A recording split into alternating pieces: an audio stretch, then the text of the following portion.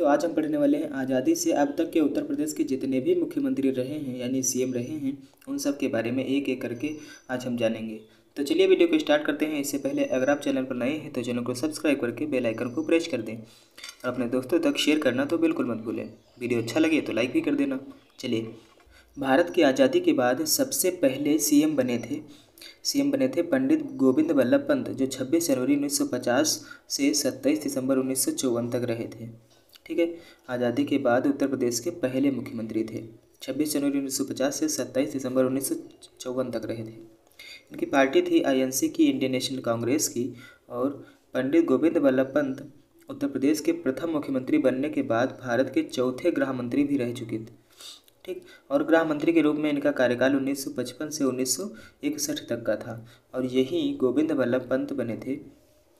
गोविंद बल्लभ पंत जब पहली बार 1935 के भारत शासन अधिनियम के तहत यहाँ पर प्रांतीय स्वायत्तता लागू की गई थी, तब भी 1937 में सबसे पहले सीएम बने थे उत्तर प्रदेश के। सबसे पहले उत्तर प्रदेश के सीएम बने थे संयुक्त प्रांत के। चलिए, अगला है डॉक्टर संपूर्णानंद, दूसरे यहाँ के सीएम हैं। इनका जन्म बनारस में हुआ था। डॉक्टर संपूर्णानंद उत्तर प्रदेश के दूसरे मुख्यमंत्री बने। इनका कार्यकाल 28 दिसंबर 1954 से 6 दिसंबर 1960 तक रहा। इनकी पार्टी इंडियन नेशनल कांग्रेस की थी।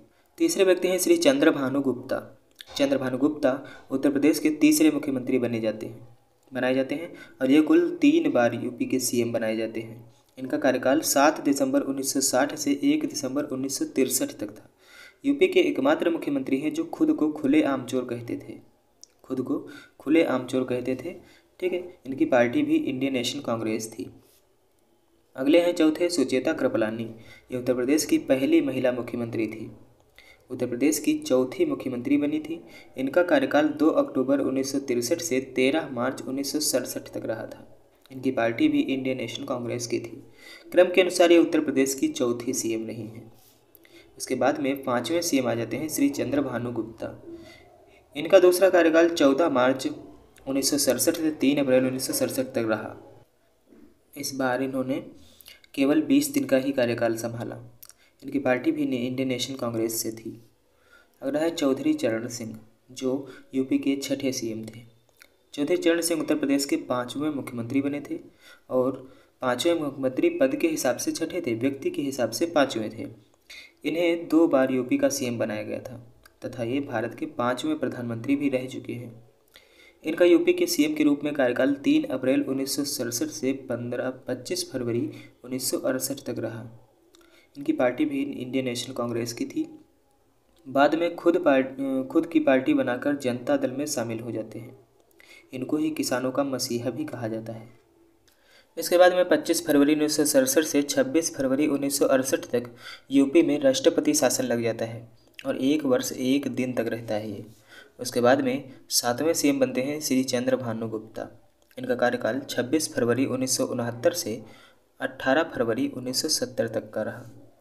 इसके बाद में चौधरी चरण सिंह दोबारा से आते हैं और चौधरी चरण सिंह इस बार यूपी के सीएम बन जाते हैं। इनका कार्यकाल 18 फरवरी 1970 से 10 अक्टूबर 1970 तक रहा। इनकी पार्टी भारतीय क्रांति दल थी। उसके बाद में त्रिभुवन नारायण सिंह आते हैं। त्रिभुवन नारायण सिंह उत्तर प्रदेश के 6ठे मुख्यमंत्री बने थे। इनका कार्यकाल 18 अक्टूबर 1970 से 4 अप्रैल 1971 तक रहा। इनकी पार्टी इंडियन नेशनल कांग्रेस थी। इसके बाद में कमलापति त्रिपाठी पद के हिसाब से 10वें और व्यक्ति के हिसाब से 7वें मुख्यमंत्री बने थे। इनका कार्यकाल 4 अप्रैल 1971 से 13 जून 1973 तक रहा। ये भारत के रेल मंत्री भी रह चुके हैं। इसके बाद में आते हैं हेमवती नंदन बहुगुणा।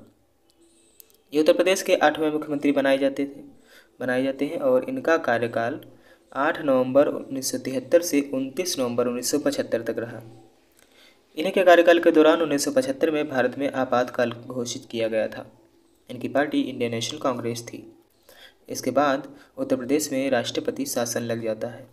इसके बाद में व्यक्ति के हिसाब से 9वें मुख्यमंत्री और पद के हिसाब से नारायण दत्त तिवारी मुख्यमंत्री बनते हैं उत्तर प्रदेश के। नारायण दत्त तिवारी को 3 बार उत्तर प्रदेश के सीएम के रूप में चुना गया।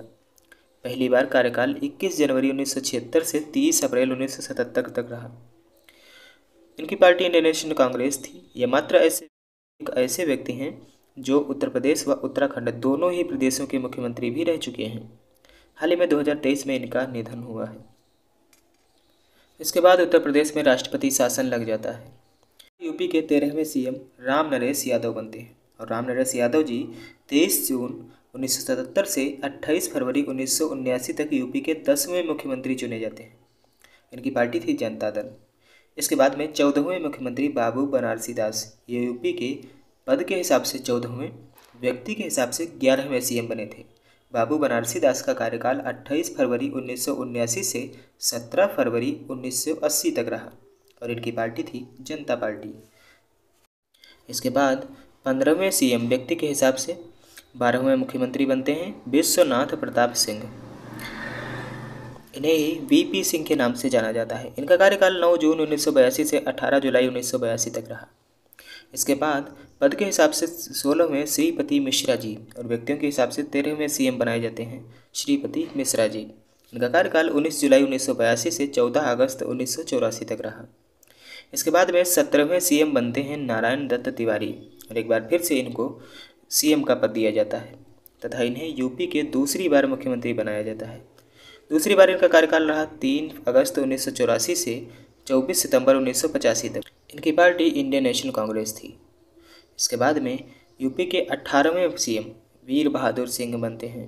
ये यूपी के 14वें सीएम बने थे। इनका कार्यकाल 24 सितंबर 1985 से 25 जून 1988 तक रहा। इसके बाद में 19वें सीएम नारायण दत्त तिवारी। यहाँ पर नारायण दत्त तिवारी को एक बार फिर से यूपी का मुख्यमंत्री चुन लिया जाता है तथा इनका यह यूपी के सीएम के रूप में तीसरा कार्यकाल होता है। कार्यकाल इनका रहता है 25 जून 1988 से 5 दिसंबर 1989 तक। इसके बाद में भारत के 20वें सीएम पद के हिसाब से मुलायम सिंह यादव बनाए जाते हैं और व्यक्तियों के हिसाब से 15वें सीएम थे। मुलायम सिंह यादव उत्तर प्रदेश के 15वें मुख्यमंत्री बने और इनका कार्यकाल 5 दिसंबर 1989 से 24 जून 1991 तक रहा। इनकी पार्टी जनता दल थी। इनको ही समाजवादी पार्टी का संस्थापक भी कहा जाता है। इसके बाद में आते हैं 21वें सीएम कल्याण सिंह और ये व्यक्तियों के हिसाब से 16वें सीएम के रूप में इनको चुना जाता है। इनका कार्यकाल 24 जून 1991 से 6 दिसंबर 1992 तक रहा। इनकी पार्टी थी भारतीय जनता पार्टी बीजेपी। अगले फिर से मुलायम सिंह यादव बनते हैं और ये पद के हिसाब से 22वें मुख्यमंत्री। इनका पहला कार्यकाल 4 दिसंबर 1993 से 3 जून 1995 तक रहा। दूसरा कार्यकाल 21 सितंबर 1997 से 12 नवंबर 1999 तक रहा। इनके बाद राम प्रकाश गुप्ता को यूपी के 18वें सीएम बना दिया जाता है और उनका कार्यकाल रहता है 12 नवंबर 1999 से 28 अक्टूबर 2000 तक। इसके बाद में 23वें सीएम आती हैं सुश्री मायावती जी। ये यूपी की 17वीं मुख्यमंत्री बनाई गई थी। पद के हिसाब से 23वें सीएम।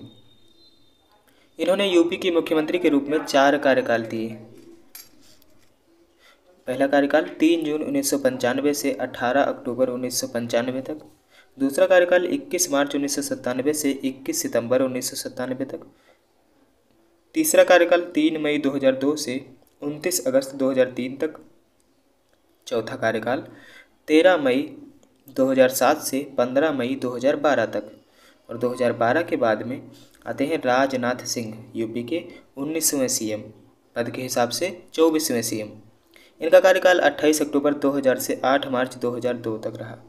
इसके बाद फिर से मायावती एक बार उत्तर प्रदेश की सीएम चुनी जाती हैं। इसके बाद में पद के हिसाब से 23वें मुख्यमंत्री बनते हैं मुलायम सिंह यादव और उनका कार्यकाल 2003 से 2007 तक रहता है। इसके बाद फिर से 2007 से 2012 तक मायावती को ही यूपी का सीएम चुना जाता है। यूपी का सीएम मायावती को ही चुना जाता है।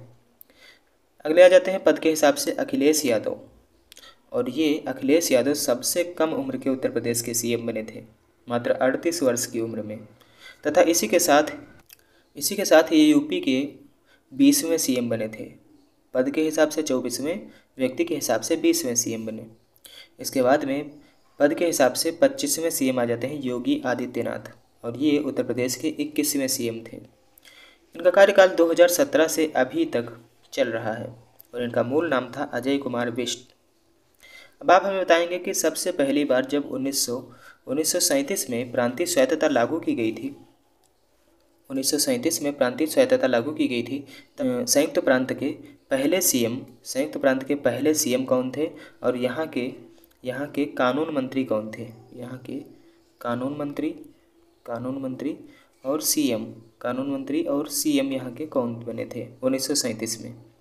चलिए साथी, क्लास को यहीं पर समाप्त करते हैं। क्लास कैसी लगी कमेंट बॉक्स में ज़रूर दें, अपना प्यारा सा कमेंट एक छोड़ें, और क्लास अच्छी लगी हो तो लाइक कर देना और अपने दोस्तों तक शेयर कर देना। चलिए मिलते हैं अगली क्लास में, तब तक के लिए जय हिंद, जय भारत, धन्यवाद।